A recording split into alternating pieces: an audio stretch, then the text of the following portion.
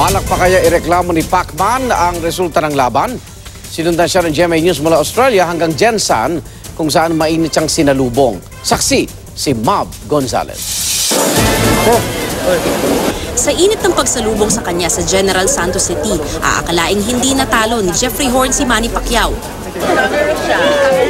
Panalo pa rin daw siya sa puso ng fans at mga kaibigan.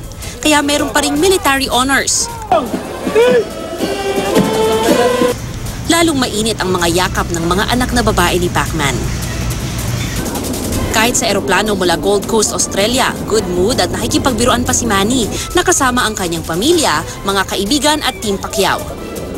Nakinood pa sa mga naglalaro ng chess, pero hindi naman niya itinago ang pagkadismaya sa desisyon ng mga hurado.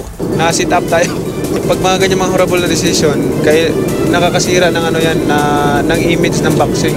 Sa kabila ng tahi sa ulo dahil sa headbutt, nakuha pa rin magbiro ni Pacquiao bagamat malaman. Wala raw siyang balak na ireklamo ang resulta ng laban. Pagpagawa natin ng belt natin sa Quiapo. Hindi, joke lang. Pahinga muna tayo, mag-relax muna tayo. Bahay lang. Atin sundo yung mga bata sa school.